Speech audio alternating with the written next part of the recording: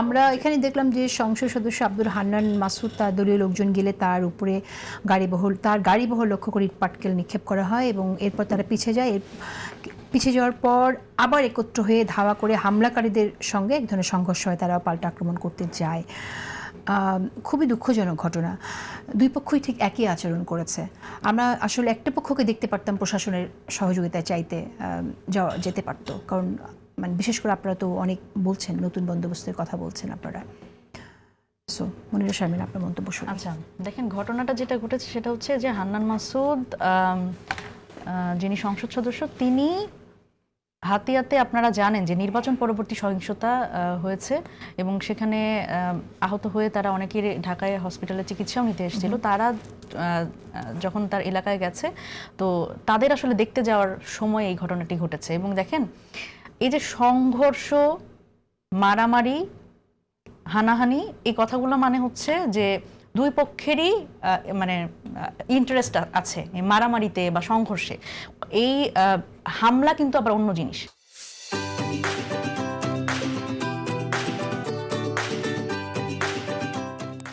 সেটা হচ্ছে গাড়ি বহরে হামলা মানে একটি পক্ষ ইচ্ছাকৃতভাবে এই অতর্কিতে এই কাজটি ঘটিয়েছে। সুতরাং এই যে শব্দের যে রাজনীতি, এই রাজনীতি সম্পর্কে আমাদের একটু সচেতন হওয়া দরকার বলে আমি মনে করি।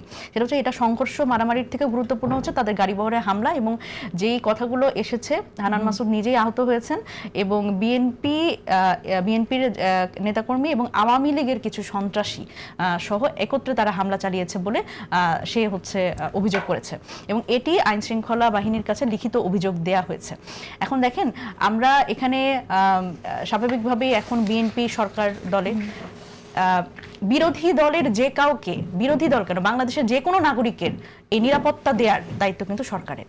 এখানে আইন শৃঙ্খলা বাহিনীকে জানানো হয়েছে, আইন শৃঙ্খলা বাহিনীর উপস্থিতি ছিল সেখানে, তারা নীরব দর্শকের ভূমিকা পালন করেছে, এই অভিযোগগুলো কিন্তু আসছে। তো সেই জায়গা থেকে আমার মানে যে বার্তাটা সেটা হচ্ছে যে এই যে দায়িত্বটা, এটা আসলে সবাইকে নিতে হবে। এবং এই যে হামলা রাজনীতি তো আমরা আসলে দেখতে চাই না, কোনো পক্ষ থেকে দেখতে চাই না, কিন্তু আমরা এটা থেকে বের হতেও পারছি না, সেই প্রবণতা থেকে বের হতে পারছি না। আমি একটু মেজর আব্দুর রব আপনার মন্তব্য শুনতে চাই, খুব সংক্ষেপে শেষ করে দিতে হবে। দেখুন, আমরা আসলে সহনশীল না, আমরা সহনশীল জাতি না। যদি আমরা সত্যিকার অর্থেই একটা একতা নিয়ে যদি আমরা সামনের দিকে আগাতে না পারি, যেই সরকারে আসুক, আজকে তারেক রহমান উনি চেষ্টা করছেন, এখন পর্যন্ত তার ব্যাপারে আমি খারাপ কোনো কিছু পাই নাই, কেউ কোনো ধরনের ওই ধরনের খারাপ মন্তব্য করতে পারে নাই, উনি চেষ্টা করছেন। কিন্তু কথা হলো যে দেখেন, বিডিয়া হত্যাকাণ্ডের মতো একটা ঘটনা ঘটার প্রেক্ষিতে আওয়ামী লীগের বা হাসিনার জন্য যেটা হয়েছে যে দেয়ালে পিঠ থেকে গেছে, তাকে থাকতেই হবে, যদি না থাকে তাহলে তার অস্তিত্ব থাকবে না, সে জানতো।